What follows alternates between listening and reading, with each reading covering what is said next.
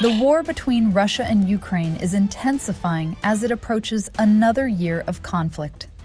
Overnight, Ukraine's Air Force says Russia launched 50 missiles and nearly 300 drones in one of the largest aerial attacks in recent months. Air defense systems were activated across multiple regions, intercepting dozens of incoming threats. But several missiles and drones got through, triggering explosions, fires, and widespread damage. In the capital, Kyiv, residents rushed into metro stations for safety.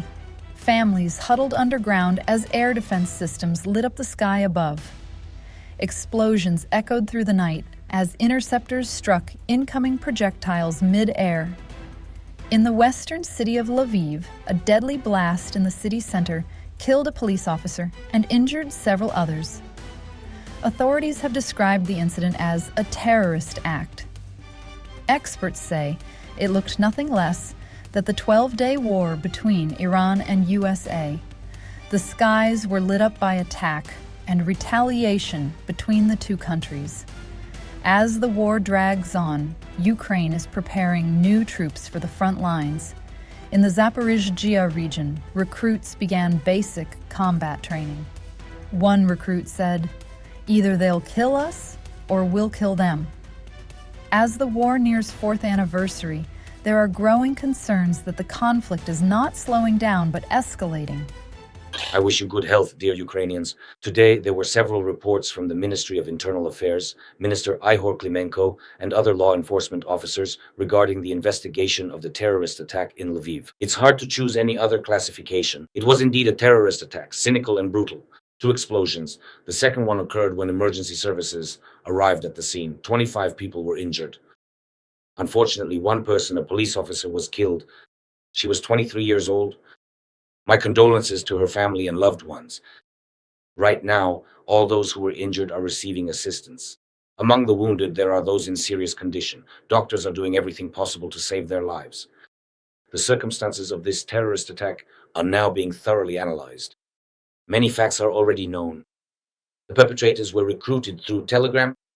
The organization of the terrorist attack is Russian. The Ministry of Internal Affairs, the National Police of Ukraine, and the Security Service of Ukraine will present the details to the public. Today, I have instructed to develop such measures and responses that would make similar crimes impossible. Our law enforcement officers already have some experience in countering such threats. Dozens of similar situations have been prevented. Ukrainian law enforcement officers are constantly countering such recruitment efforts, and there needs to be more activity and greater involvement from communities, local leaders, government institutions, and everyone, so that at all levels we can reduce Russia's capabilities. The organization of terrorist attacks and sabotage in the Ukrainian rear. We have intelligence data indicating that the Russians intend to continue carrying out such actions, essentially these attacks on Ukrainians. People need more protection. Today, during the conference call, we once again discussed with regional representatives the new Russian tactic of mass strikes, where logistics facilities are increasingly becoming targets, and production facilities as well, railways as well as facilities involved in water supply. And it is very important that everyone on the ground understands this threat and accordingly works on protection. Air Defense, the Ministry of Defense, and government agencies have also received the necessary tasks. I expect that at all levels, the work will be joint and truly prompt. The Ministry of Defense of Ukraine, together with our military, must also strengthen protection against Russian drones in the border areas, where there are more and more attacks against civilian vehicles, against rescuers, and against our repair crews. The experience of our frontline regions must be effectively shared in Sumy region as well as in Chernihiv region. One more thing, it is worth recognizing our warriors. This week, they have increased the range, increased the long-range accuracy of our Ukrainian strikes. Ukraine is reaching increasingly distant Russian weapons manufacturing sites, and we must be grateful for this. Grateful to everyone in Ukraine who works for this, who achieves exactly these results. And specifically in the combat use of our Ukrainian missiles, in our deep strikes. At the end of this week, I want to recognize the warriors of the 19th St. Barbara Missile Brigade. We want to thank our unit of the Special Operations Forces of the Armed Forces of Ukraine, Ballista. I thank you, warriors. Thank you to everyone who fights for Ukraine, who protects Ukrainians, and gives all of us in the country faith that we will end this war with dignity. There must be peace. Glory to Ukraine.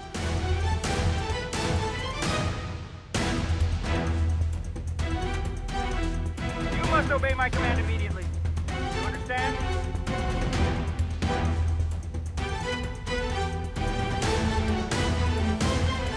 Obey. You must obey my every command.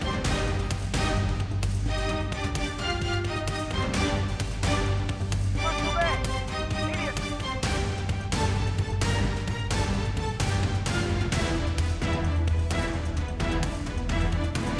Now, in the 5th long year, this absolutely and finally needs to come to an end.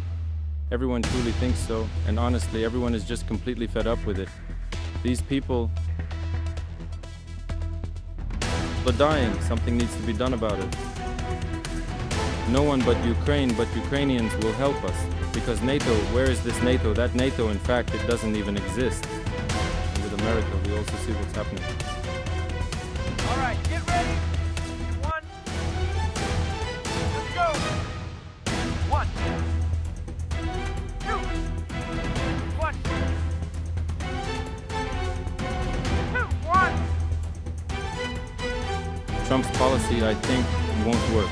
Because Trump, whoever he negotiates with, he negotiates so that it's beneficial for him, so that he profits. That is, if there's a deal between Trump and someone, Trump has to get something out of it to gain something, no matter what.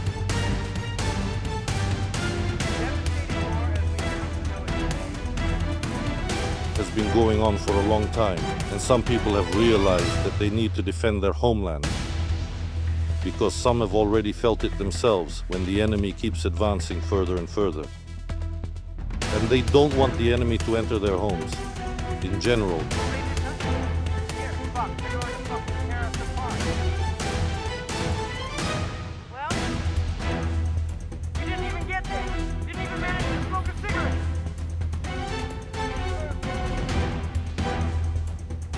Time, as I said, I was supposed to go to my brother. He was a bit upset that I didn't go to him. The second time, my family talked me out of it. Well, the third time, you see, no one stopped me. The third time, I just didn't tell anyone anything. I just left somewhere.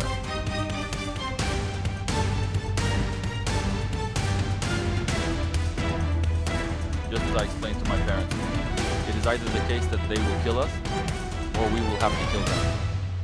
I don't see any other option.